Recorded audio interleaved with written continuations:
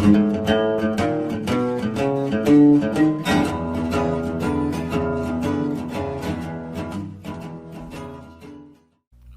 vai minha cara?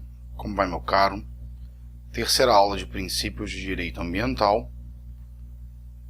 Uma matéria, uma disciplina extremamente importante dentro da seara ambiental. E hoje eu comento sobre outros princípios menos conhecidos, mas de extrema importância no estudo e para o estudo de vocês. Fala o primeiro princípio, vai aparecer aqui na tela, princípio do limite ou do controle. São sinônimos, princípios do limite ou controle. Qual que é a ideia do princípio do limite ou controle? A proteção ambiental, ela pode ser buscada de diversas formas, mas uma das mais importantes diz respeito a esse princípio. A proteção ambiental pode ser buscada através de instituir padrões, instituir limites à poluição, instituir estándares. Ok? A ideia do princípio do limite ou controle é exatamente essa. Que se institua limites à poluição, que se institua limites ao uso do recurso natural.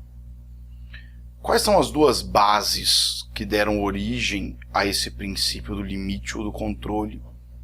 Os princípios do desenvolvimento sustentável e o princípio da natureza pública da proteção ambiental. Até porque quem institui os limites, quem institui os parâmetros é o poder público. Institui os parâmetros a relativizarem, a diminuírem a exploração econômica do bem ambiental. Ou seja, com base no dever estatal de proteção ao ambiente, se tem o dever estatal de editar, de criar, de efetivar normas que instituam padrões máximos de poluição, a fim que se mantenha um nível a que não afete o equilíbrio ambiental, a que não afete a saúde pública, a que não afete a sobrevivência de um ecossistema. Ok? Qual é a fonte legislativa do princípio do controle, do princípio do limite? O artigo 9º, inciso 1º, da Lei da Política Nacional do Meio Ambiente, traz que instituir limites, que instituir padrões, é o primeiro instrumento da Política Nacional do Meio Ambiente. É o primeiro instrumento que os entes públicos podem adotar. Instituir limites, instituir padrões. Buda, exemplo. Resolução 274 de 2000 do CONAMA. Ela estabelece os padrões de qualidade da água para balneabilidade. O que significa isso? Recreação na água do mar. E a resolução 274, traz uma série de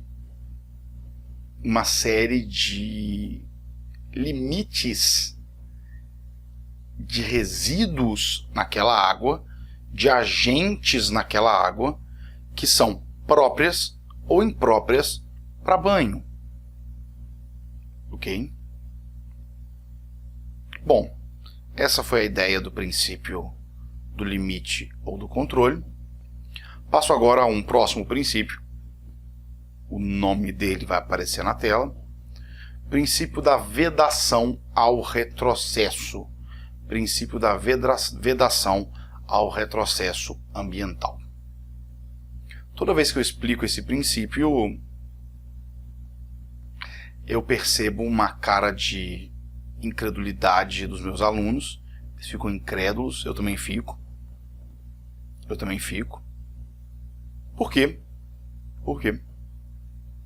Com base nesse princípio, um princípio reconhecido, um princípio com uma série de julgados pelo STF e pelo STJ, um princípio sumulado em alguns aspectos pelos tribunais superiores, preleciona que é proibido que o Poder Legislativo edite novas normas com menor proteção ambiental do que as anteriores.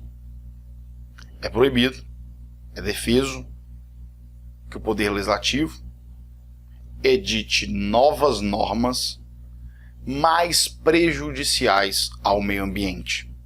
Ou seja, o patamar de proteção já alcançado nunca pode regredir, nunca pode retroagir. O nível de proteção nunca pode diminuir. Bom, como eu falei,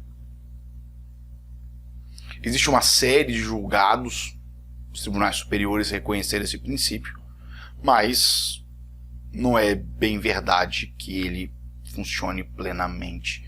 Vide aí várias normas, vide até o próprio, entre aspas, novo Código Florestal comparando com o anterior. Okay? Existe sim perda ambiental, ainda que ajude outros aspectos, ajude pequenos produtores, mas existe sim perda ambiental no novo Código Florestal. E eu vou te contar até o fim desse curso. Bom, passo aí para o penúltimo princípio que eu vou comentar nessa aula. Serei breve. Falo eu sobre o princípio da participação comunitária ou participação cidadã. Participação comunitária, participação cidadã. A ideia é que as pessoas, como usuárias e como donas do recurso natural, do bem de uso comum do povo e essencial à sadia qualidade de vida, têm todo o direito e todo o dever de participar ativamente da tomada de decisões que dizem respeito à questão ambiental. Vivemos num sistema democrático semidireto, e os danos ambientais são transindividuais, ou seja, elas devem se pronunciar sobre possíveis danos ao ambiente, danos ao recurso natural. Isso em exemplos clássicos, quando um estudo de impacto ambiental, um EIA-RIMA, está sendo construído, eu tenho audiências públicas para conceder ou não uma licença ambiental. Ou, por exemplo, uma consulta pública para a formação de uma unidade de conservação. Vou montar um parque nacional, eu preciso fazer uma consulta pública sobre a formação daquele parque nacional. E por fim, aula curta, uma aula mais breve, comento eu sobre o princípio da cooperação entre povos. Princípio da cooperação entre povos. Você já viu o princípio da ubiquidade. O princípio da ubiquidade preleciona que o bem ambiental não tem fronteiras, que o bem ambiental é onipresente, que o bem ambiental não respeita nossos limites geográficos. E é bem verdade que o ambiente não conhece fronteiras, Muitas vezes a poluição não vai respeitar fronteiras. E isso faz necessário, então, uma mútua cooperação entre nações, mútua cooperação entre povos. E o nosso direito nacional traz duas previsões, duas fontes legislativas. Primeiro, o artigo 4º, inciso 9º da Constituição de 88, artigo 4º, inciso 9º da Constituição de 88, que traz realmente que as relações internacionais do Brasil vão se reger por cooperação entre povos. E a segunda fonte deixa claro o que eu estou falando. É o artigo 77 da Lei de Crimes Ambientais. Nós chamamos de Lei de Crimes Ambientais, mas na verdade que a Lei de Crimes Ambientais, a Lei 9.605 de 98, é muito mais ampla do que isso. Ok? E o artigo 77 nos traz a seguinte redação, aparece aqui na tela. Resguardados a soberania nacional, a ordem pública e os bons costumes, o governo brasileiro prestará, no que concerne ao meio ambiente, a necessária cooperação a outro país, sem qualquer ônus, quando solicitado para produção de prova, exame de objetos e lugares, informações sobre pessoas e coisas, presença temporária da pessoa presa, cujas declarações tenham relevância para a decisão de uma causa, outras formas de assistência permitidas pela legislação em vigor ou pelos tratados de que o Brasil seja parte. Princípio da cooperação. Princípio da cooperação. Meus caros, encerro mais uma curta aula de princípios, mantendo a minha promessa de que a próxima aula vocês verão sobre princípios mais robustos do direito ambiental, princípio da precaução, princípio da prevenção, princípio do poluidor pagador, do usuário pagador e do protetor recebedor. No mais, quaisquer dúvidas à tua disposição, mandem mensagem pelo Instagram ou pelos comentários desse vídeo. No mais, um forte abraço e até a próxima aula de Direito Ambiental.